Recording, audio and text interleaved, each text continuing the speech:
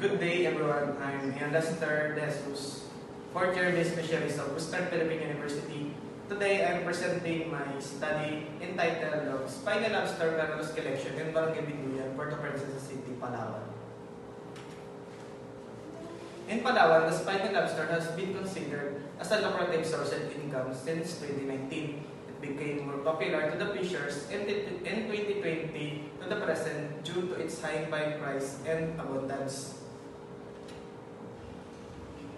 In spite of the number of the fishers who engage in lobster parallels collection, it is not known how much profit is earned by the collectors.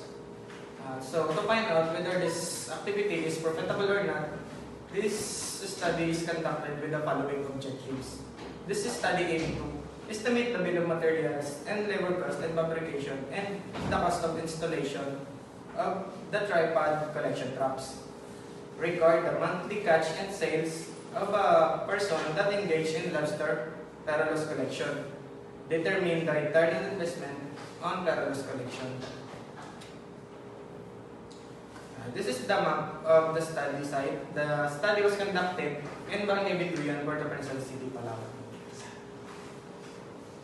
And this is the bamboo and a wooden stick tripod and the bar type settlement traps used in Binduyan to collect parallels fry.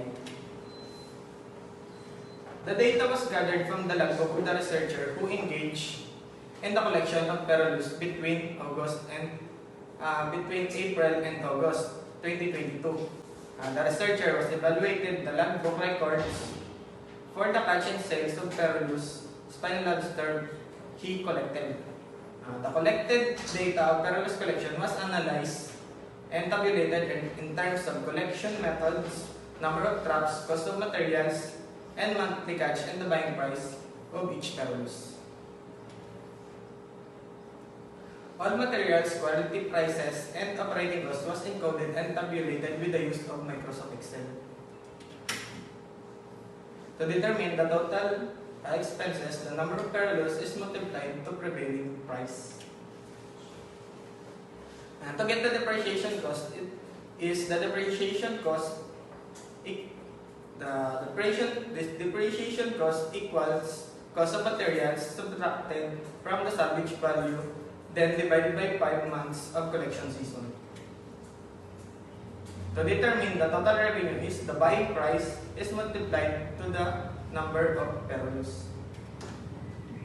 And to determine the monthly profit is monthly revenue is subtracted from depreciation cost and monthly expenses. And to determine the total profit is the total revenue is subtracted from total expenses and depreciation cost. And to determine the return on investment is the total revenue is divided by the total expenses times 100.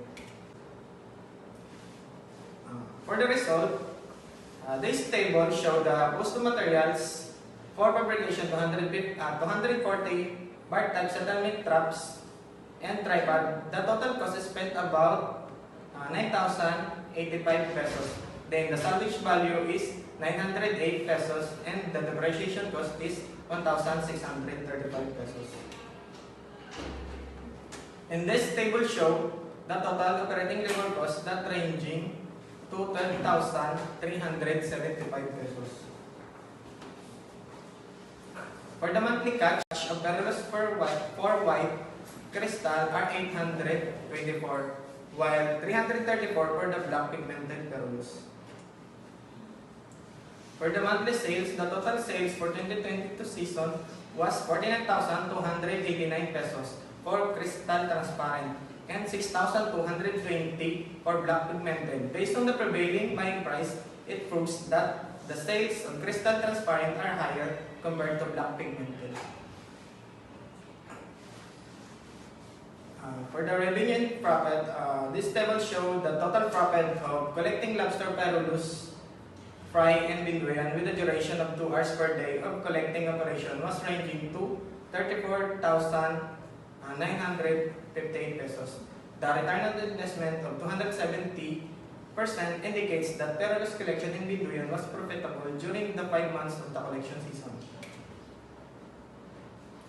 For the conclusion, the estimated of bill of materials can be useful for understanding the financial aspects of truck fabrication and installation. The sales revenue varied from month to month. This study found the white Perodus sales revenue was relatively high compared to black.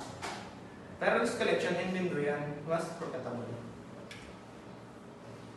For the recommendation, the collector may use the cheaper materials with a longer lifespan for fabrication of trucks to lessen the expenses. The intervention of the local government to fix the unstable prevailing buying price, alas, is the aquaculture of lobster. Thank you.